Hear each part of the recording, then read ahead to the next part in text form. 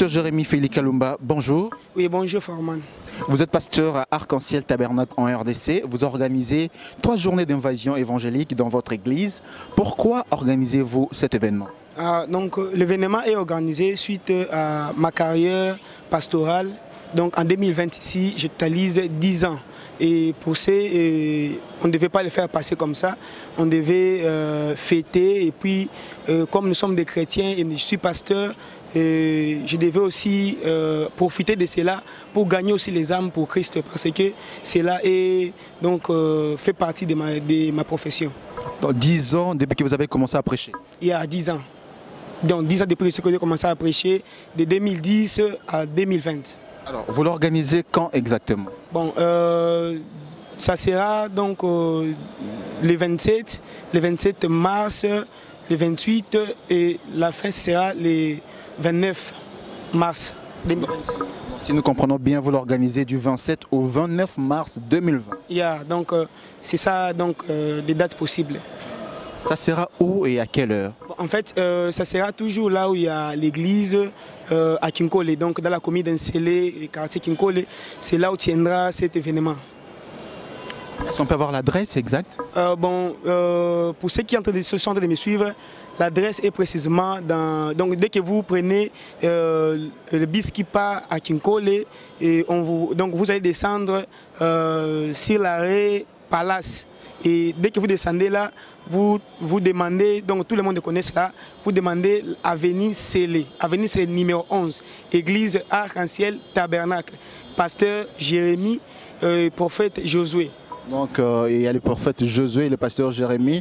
Vous êtes de l'église Arc-en-Ciel. Il n'y a pas beaucoup d'églises Arc-en-Ciel à Kinkole? Bon, il y a aussi des églises Arc-en-Ciel, mais c'est comme j'ai souvent l'habitude de dire que nous pouvons avoir les mêmes uniformes, les mêmes tenues, les mêmes... nous sommes dans les mêmes familles, mais le travail n'est pas le même. Donc c'est ça. Alors, quel est le thème déjà qui sera au centre de ces 3 journées évangéliques? Donc le thème principal, c'est Père, l'heure est venue. Père, l'heure est venue, et c'est une évocation là où Jésus s'est inspiré quand la persécution était élevée et quand des choses, donc ça semblait être compliqué pour lui devant les Juifs, et il a crié, il a regardé en haut, il a dit Père, l'heure est venue, donc glorifie ton Fils afin que ton Fils puisse aussi vous glorifier par rapport à son travail. L'heure est venue par rapport à votre travail de 10 ans de carrière? Il y a donc par rapport aussi à ça et par rapport aussi donc à l'évangélisation dont on va faire. L'heure est venue sans doute aussi pour les frères et sœurs qui viendront à ces 3 journées d'invasion évangélique? Oui, c'est ça. Donc l'heure est venue aussi pour ça, puisqu'il y a aussi d'autres gens, ils sont là à Kinkole, ils sont là dans la commune d'Ensélé, mais ils n'ont pas encore cru en Christ. Donc l'heure est venue pour eux aussi, puissent croire aussi en Christ et accepter les messages prêchés par William Marion Branham. Alors, qui vont prêcher justement à ces moments d'évangélisation? Il y aura combien d'orateurs exactement, pasteur? Il y aura 3 orateurs. Il y aura le pasteur Israël qui est mon père spirituel et qui sera obligé d'être là. Il y aura aussi le prophète Josué, donc à qui il est pasteur aussi de l'église. Donc celui qui terminera, en fait, c'est moi. Le pasteur Israël, vous le confirmez, le pasteur Israël Panganga sera aussi de la partie. Donc oui, c'est ça. Donc le pasteur Israël Panganga, il est obligé, d'être là. En tant que père? En tant que père. Donc s'il n'est pas là, donc ça va donner une autre image et autre chose. Donc il est obligé d'être là. Ce qui veut dire qu'il y aura des signes et des prodiges. Ah bon, en fait, c'est ça. Ça a toujours été comme ça. Donc, les gens qui sont en train de me suivre, ils sont en train de regarder tous les spots que nous avons eu à tenir.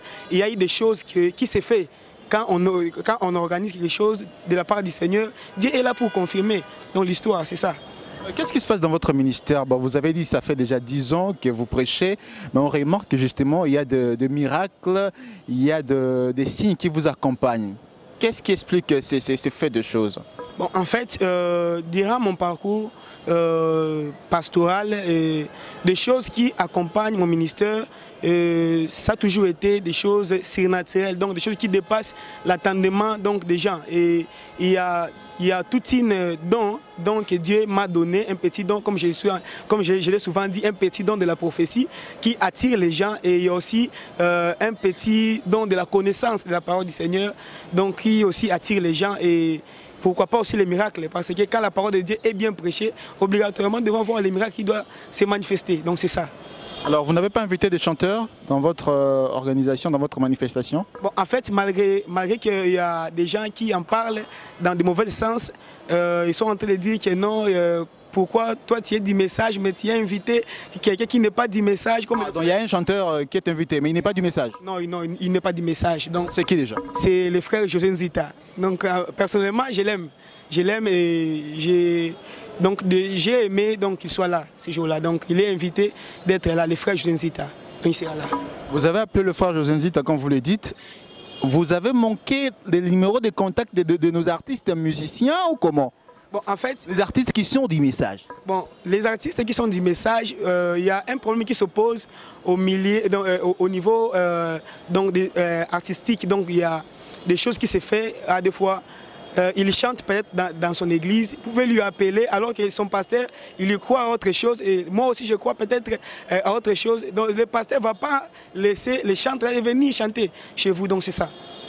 Alors, nous avons quand même aussi d'autres chanteurs qui sont pasteurs de leurs propres églises. Là, je ne pense pas qu'ils vont subir forcément la pression de qui que ce soit. Je prends l'exemple de frère Neville Kanono, le pasteur Grace Mutombo. Nous avons le pasteur Lufogo du Ciel, qui est pasteur de son église. Ils sont nombreux, le pasteur Jean-Baya pour ne citer que cela. Mais ça, ce n'est pas une raison valable à mon humble avis, pasteur. Bon, en fait, merci pour l'information.